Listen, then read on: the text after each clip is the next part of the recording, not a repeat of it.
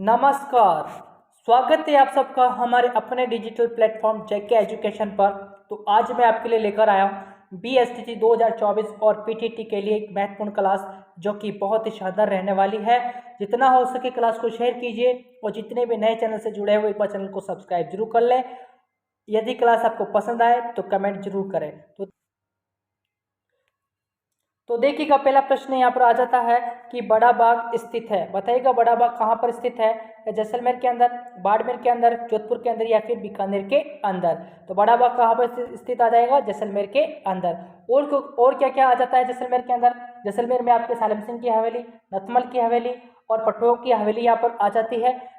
पूछा जाए कि जैसलमेर किले का निर्माण किसने करवाया था? तो जैसलमेर किले का निर्माण 1155 के अंदर राव जैसल के द्वारा करवाया गया था।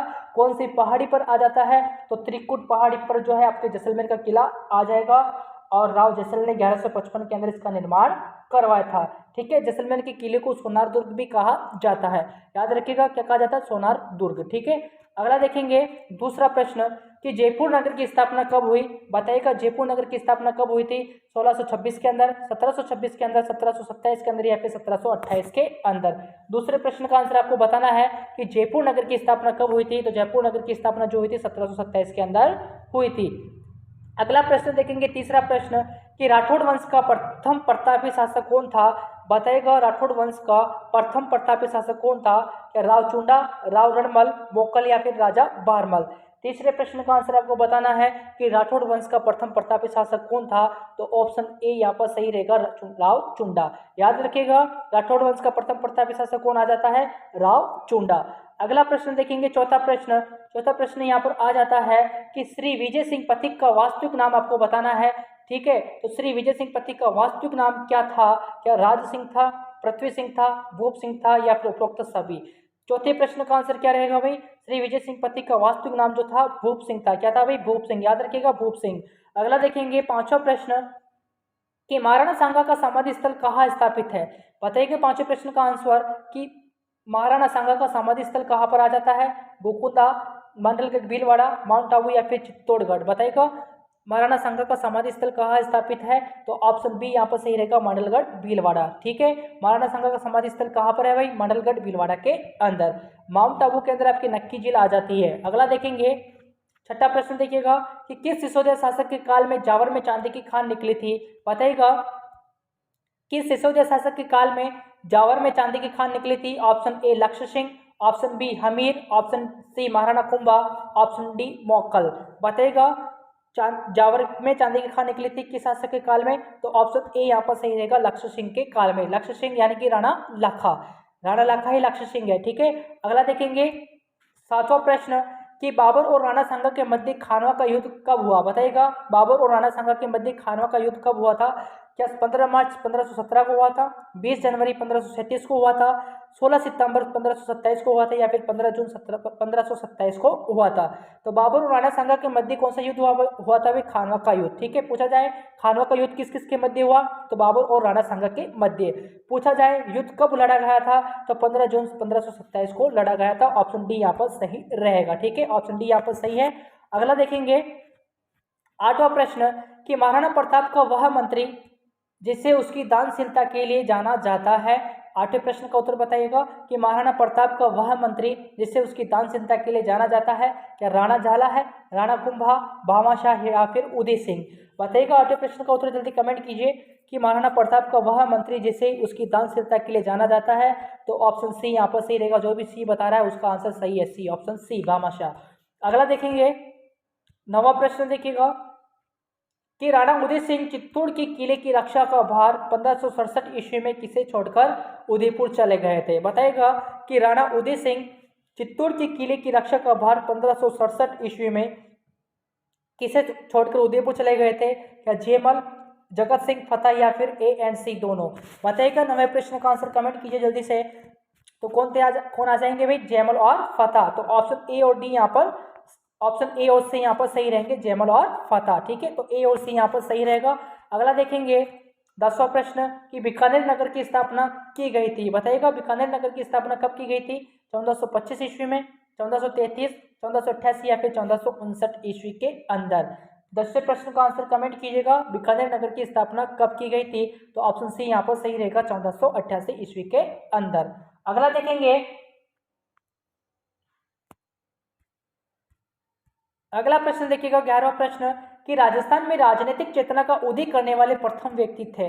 बताइएगा राजस्थान में राजनीतिक चेतना का उदय करने वाले प्रथम व्यक्ति कौन थे? क्या अर्जुलाल सेठी, अशोक परमार, सहसमल या फिर विजय सिंह पथिक? तो 11वें प्रश्न का उत्तर आपको बताना है कि राजस्थान में राजनीतिक चेतना का उदय करने वाले प्रथम व्यक्ति कौन थे। तो इस प्रश्न का जो उत्तर होगा ऑप्शन डी यहाँ पर सही रहेगा, विजय सिंह पथिक। कौन सा रहेगा भाई? ऑप्शन डी यहाँ पर सही है। अगला देखेंगे 12वां प्रश्न देखिएगा कि एक मुट्ठी बाजरे के लिए मैं हिंदुस्तान की बादशाहत खो देता, उपयुक्त कथन किसका है? किसका है भाई उपयुक्त कथन? मैं एक मुट्ठी बाजरे के लिए हिंदुस्तान की बादशाहत खो देता, ये कथन किसका है? रणमल का है क्या, हुमायूं का है क्या, शेरशाह सूरी का है या फिर औरंगजेब का आ जाता है? तो 12वें प्रश्न का उत्तर बताना है कि ये किसने कहा था कि एक मुट्ठी बाजरे के लिए मैं हिंदुस्तान की बादशाहत खो देता। तो ऑप्शन सी यहाँ पर सही रहेगा, शेरशाह सूरी। ठीक है, ये कथन किसका है भाई? शेरशाह सूरी का कथन आ जाता है। 13वां प्रश्न देखिएगा कि जग मंदिर महल वे जग निवास महल कहाँ स्थित है? बताइए जग मंदिर महल वे जग निवास महल कहाँ स्थित है? क्या जयपुर के अंदर, अलवर, कोटा या फिर उदयपुर के अंदर आ जाते हैं? जग मंदिर महल वे जग निवास महल कहाँ स्थित है? इसका आंसर क्या रहेगा 13वें प्रश्न का? तो 13वें प्रश्न का आंसर आ जाता है उदयपुर के अंदर। कहाँ पर है भाई? उदयपुर के अंदर आ जाएंगे। अगला देखेंगे 14वां प्रश्न देखिएगा कि मारवाड़ के किस शासक को फारसी इतिहासकारों ने हस्मत वाला शासक कहा है? भाई सभी प्रश्न इंपोर्टेंट है। मारवाड़ के किस शासक को फारसी इतिहासकारों ने हस्मत वाला शासक कहा है? राव मालदेव, राणा सांगा, राणा उदय या फिर रावत चुंडा? बताइए 14वें प्रश्न का आंसर कमेंट कीजिएगा कि मारवाड़ के किस शासक को फारसी इतिहासकारों ने हस्मत वाला शासक कहा है? कौन से इतिहासकारों ने? फारसी इतिहासकारों ने कहा था हस्मत वाला शासक। किसे कहा था? राव मालदेव को। ऑप्शन ए यहाँ पर सही रहेगा। अगला प्रश्न देखेंगे 15वां प्रश्न, पोथी खाना संग्रहालय स्थित है। बताइएगा पोथी खाना संग्रहालय कहाँ पर आ जाता है? जयपुर के अंदर, उदयपुर के अंदर, जोधपुर के अंदर या फिर सीकर के अंदर?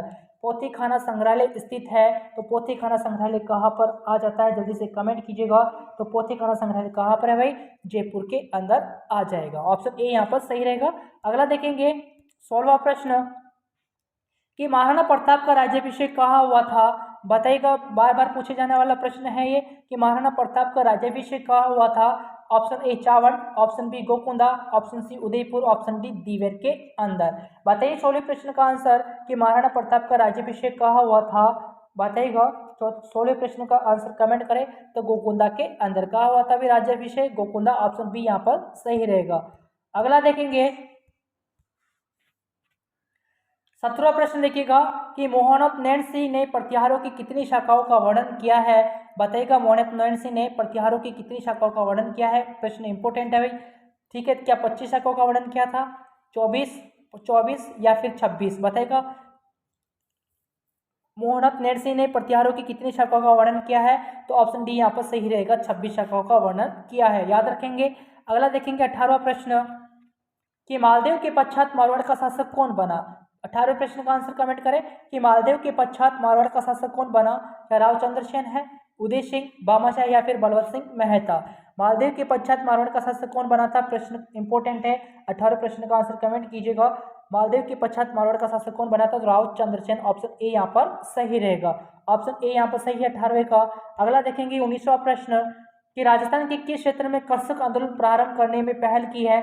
बताएगा कि राजस्थान के किस क्षेत्र में कृषक आंदोलन प्रारंभ करने में पहल की? क्या मारवाड़, मेवाड़, हाड़ौती या फिर उपरोक्त सभी? 19वें प्रश्न का आंसर कमेंट करना है आपको, जल्दी कमेंट कीजिएगा। तो 19वें प्रश्न का आंसर जो होगा ऑप्शन बी यहाँ पर सही रहेगा, मेवाड़। अगला देखेंगे 20वां प्रश्न कि एकी आंदोलन किस स्थान से प्रारंभ हुआ? बताइएगा एकी आंदोलन किस स्थान से प्रारंभ हुआ है? मातरकुंडिया, रासमी, दीवेर या फिर देवगढ़? 20वें प्रश्न का आंसर कमेंट कीजिए कि एकी आंदोलन किस स्थान से प्रारंभ हुआ है? तो इसका जो आंसर होगा ऑप्शन ए यहाँ पर सही रहेगा, मातरकुंडिया। अगला देखेंगे 21वां प्रश्न कि राजस्थान की एकी आंदोलन का सूत्रपात किसने किया? राजस्थान की एकी आंदोलन का सूत्रपात किसने किया है? विजय सिंह पथिक, मोतीलाल तेजावत, बलवंत सिंह मेहता या फिर राज सिंह? 21वें प्रश्न का आंसर बताइए। राजस्थान के एक ही आंदोलन का सूत्रपात किसने किया था? तो मोतीलाल तेजावत ने किया था। किसने किया था भाई? मोतीलाल तेजावत। ऑप्शन बी यहाँ पर सही रहेगा। कौन सा ऑप्शन सही है भाई? ऑप्शन बी, 21वें का बी राइट रहेगा। अगला देखेंगे 22वां प्रश्न कि किस वर्ष नींबू चढ़ा अलवर दुखांत घटना हुई? प्रश्न इंपॉर्टेंट है कि किस वर्ष नींबू चढ़ा अलवर दुखांत घटना हुई? 1924 के अंदर, 1925 के अंदर, 1923 के अंदर या फिर 1927 के अंदर? 22वें प्रश्न का आंसर बताइए कि किस वर्ष नींबू चढ़ा अलवर दुखांत घटना हुई है? तो ऑप्शन बी यहाँ पर सही रहेगा, 1925। याद रखेंगे।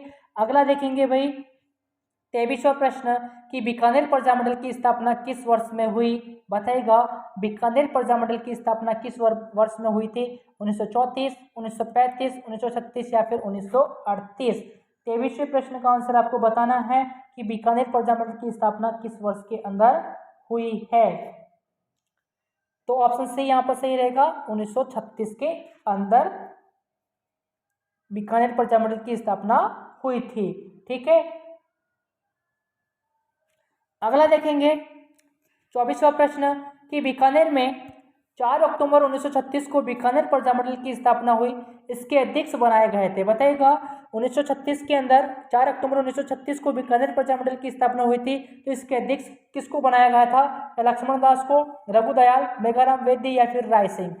24वें प्रश्न का आंसर कमेंट कीजिएगा जल्दी से। तो 24वें प्रश्न का जो आंसर होगा ऑप्शन सी यहाँ पर सही रहेगा, मेघाराम वैद्य। अगला देखेंगे 25वां प्रश्न। 24वां प्रश्न की बात में देखिएगा 25वां प्रश्न कि उदयपुर प्रजामंडल आंदोलन से संबंधित महिला है।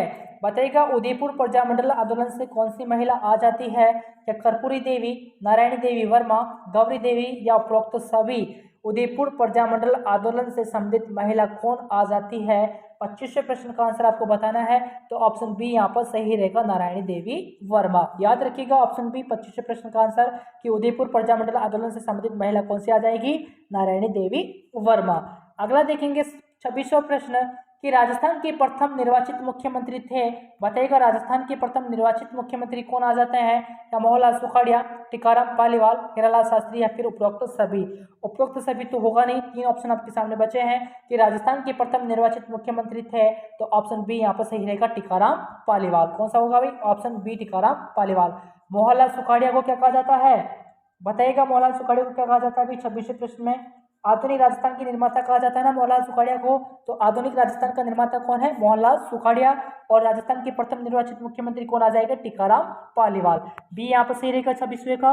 अगला देखेंगे 27वां प्रश्न कि नवीन राजस्थान नामक समाचार पत्र के संस्थापक कौन थे? क्या विजय सिंह पथिक, हीरालाल शास्त्री, मोतीलाल तेजावत या फिर उपरोक्त में से कोई नहीं? नवीन राजस्थान नामक समाचार पत्र के संस्थापक कौन है? तो 27वें प्रश्न का आंसर आपको बताना है भाई। तो विजय सिंह पथिक यहाँ पर सही रहेगा। ठीक है। पूछा जा सकता है कि नवीन राजस्थान नामक समाचार पत्र के संस्थापक कौन आ जाता है? तो विजय सिंह पथिक। 27वें का ए यहाँ पर सही रहेगा। अगला देखेंगे 28वां प्रश्न कि केरोली प्रजामंडल की स्थापना 1938 में किसके द्वारा की गई? केरोली प्रजामंडल की स्थापना कब हुई थी भाई? 1938 के अंदर। और पूछा जाए किसके द्वारा की गई, तो क्या माणिक्यलाल वर्मा, बलवंत सिंह मेहता, त्रिलोकचंद माथुर या फिर उपरोक्त सभी? तो 28वें प्रश्न का आंसर आपको बताना है कि केरोली प्रजामंडल की स्थापना 1938 में किसके द्वारा की गई है? तो त्रिलोकचंद माथुर के द्वारा। ऑप्शन सी यहाँ पर सही रहेगा। लास्ट में कमेंट करके जरूर बताएं आपके 30 में से कितने प्रश्न राइट हुए हैं। अगला देखेंगे भाई 29वां प्रश्न कि धूलकोट ताम्र नगरी किसे कहते हैं? बताइएगा 29वें प्रश्न का आंसर। क्या बालाथल उदयपुर को, आहड़ उदयपुर को, नोहे भरतपुर के अंदर है भाई। ठीक है। उदयपुर के अंदर नहीं है। गणेश्वर को। बताइएगा धूलकोट ताम्र नगरी किसे कहते हैं? तो इसका जो आंसर होगा ऑप्शन बी यहाँ पर सही रहेगा, आहड़ उदयपुर। ठीक है। ऑप्शन बी यहाँ पर सही रहेगा, 29वें का बी। ठीक है। यहाँ पर भरतपुर है। ठीक है। उदयपुर नहीं है। ओके। अगला देखेंगे 30वां प्रश्न देखिएगा कि ट्रेच कमीशन संबंधित है। बताइएगा ट्रेच कमीशन किस आंदोलन से संबंधित आ जाएगा? प्रश्न इंपोर्टेंट है। क्या बेंगो किसान आंदोलन से संबंधित है, बिजोलिया किसान आंदोलन से संबंधित है, अलवर किसान आंदोलन से संबंधित है या फिर बेंगो किसान आंदोलन से संबंधित आ जाएगा? ट्रेच कमीशन किस से संबंधित आ जाता है? तो ऑप्शन ए यहाँ पर सही रहेगा, बेंगो किसान आंदोलन से संबंधित आ जाता है। किससे आ जाता है भाई? बेंगो किसान आंदोलन से संबंधित आ जाता है ट्रेच कमीशन। ठीक है। तो ये थी अपनी क्लास। उम्मीद करता हूँ जरूर पसंद आई होगी। 30 प्रश्न टोटल थे, तो 30 में से कितने प्रश्न आपके राइट हुए हैं कमेंट करके जरूर बताएं। ज़्यादा से ज़्यादा क्लास को शेयर करना है। जितने भी नए जुड़े हैं चैनल से एक बार चैनल को सब्सक्राइब जरूर कर लेवे। धन्यवाद।